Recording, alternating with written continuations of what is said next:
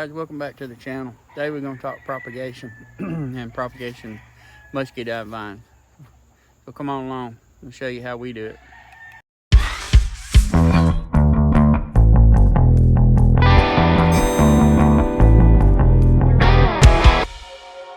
Alright, we got 3 different types of muscadines here.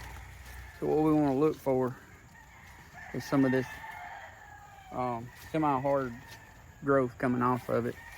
And see if we can find and pick the right ones that we want.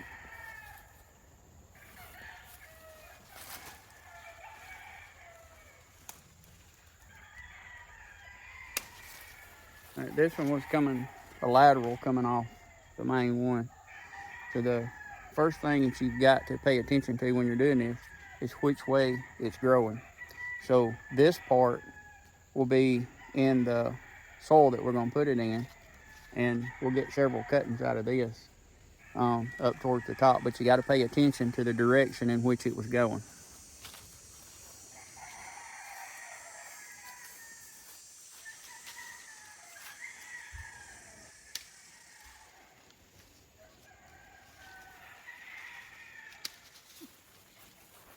And bonus, you get to eat some muscadines.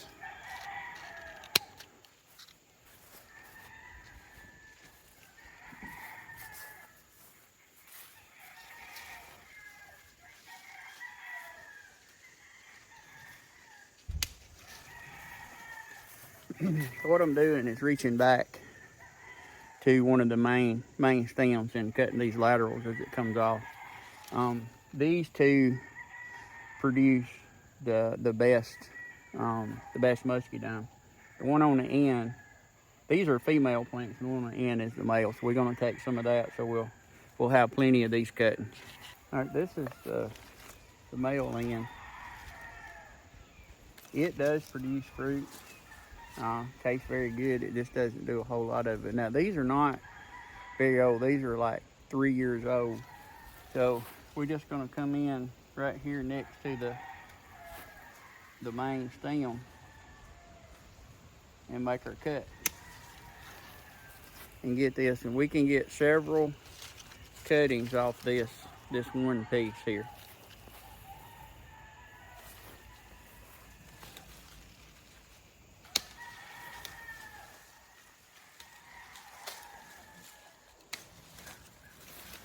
So that's our cutting. So now I'll show you what we do from here. All right, once you get your cuttings, remember the direction that it's growing. It's easy to do at this point because you got your cut in, and then the other point is when you're doing this part is when you gotta make sure you pay attention. So you want to cut, and it needs to be about 6 or 8 inches long. Remember, it's going this way. So you can tell right here is where we just cut it from.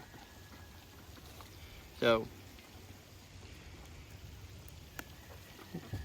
you want to pull all the leaves off but one.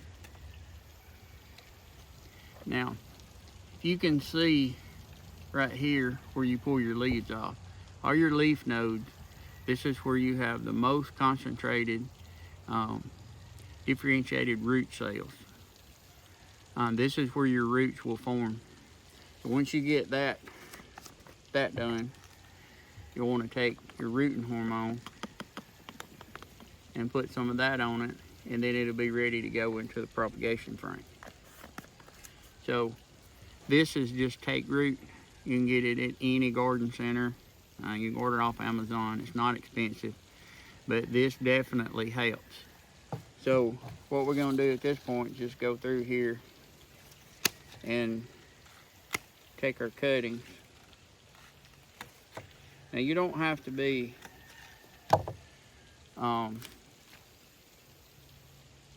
super fast with this, but you definitely don't want to wait a long time before you get these, because they will dry out. And it's very easy to do. You can just run your hand down through it, and the tendrils that comes outside that grabs onto it, just cut those off. And anywhere you see these wounds, and sometimes you can scratch it with your fingernail to put that in it. And again, it doesn't take much to get these prepared. So I'm gonna go ahead and get all these ready to go. Then I'll show you the propagation frame where we put them. All right, we're here at the propagation frame. We got them all done. So all you want to do is just stick them deep into the ground. Need to make sure you got at least 2 leaf nodes under the soil.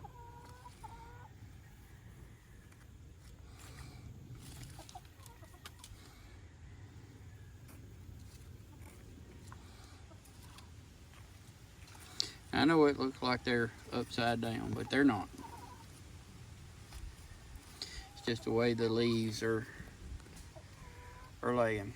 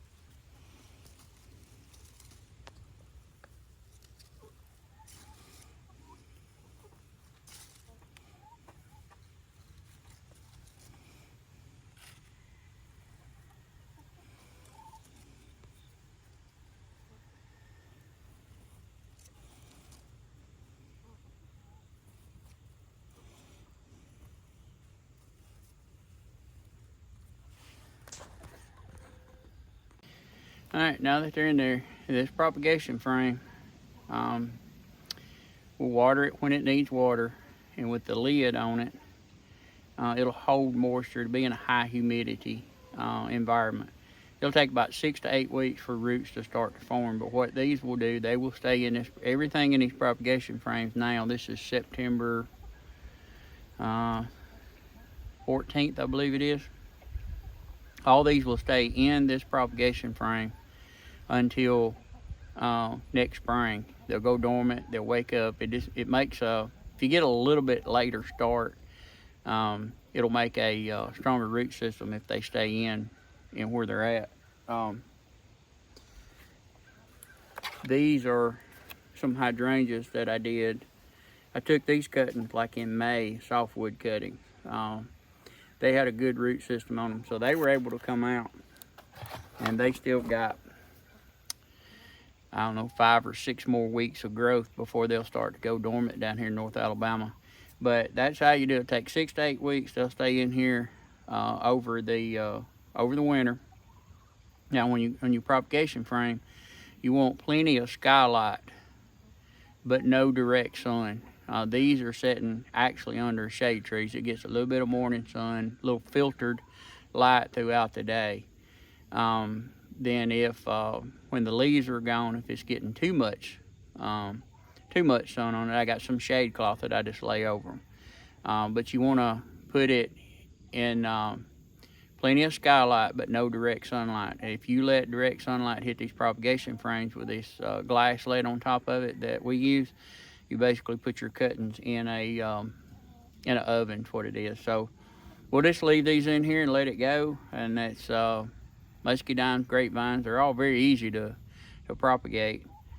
Just put them in here and leave them alone, and just make sure they got plenty of moisture. But you only water when it needs it. It don't have to stay wet because it'll be in a high humidity environment. So if you want to expand your orchard, this is how you do it, because it can get expensive buying these plants especially when you want to grow and have more of your own. So propagation is the way to do it. So here are the propagation frames already done, and I can show you this one. this one is full.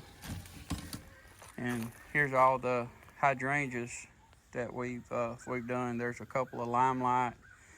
There's a lot of the pinnacle hydrangea PG in there, and there is a few autumn clematis, sweet autumn clematis in here. Everything will stay right where it is. Let them go dormant and wake up, then we'll get them potted up. And now here's the one you can see where the moisture's built up inside of it. And give you a little better look, just slide the top off, and then there's everything we have in it. I've got some more stuff that I'm gonna put in to make sure this is full. We don't have any wasted space. But that's all it is to it, guys. It's just, you can actually do it in a tote, a clear tote. And if you got a clear lid, you can do it this way too. It doesn't take real sophisticated equipment or anything to do these. You can see we got quite a few in this tote. So hey, I hope this helps if you're thinking about propagating the way it does. If you like what you're seeing, drop us a comment, and subscribe to the channel and help us grow. See you on the next one.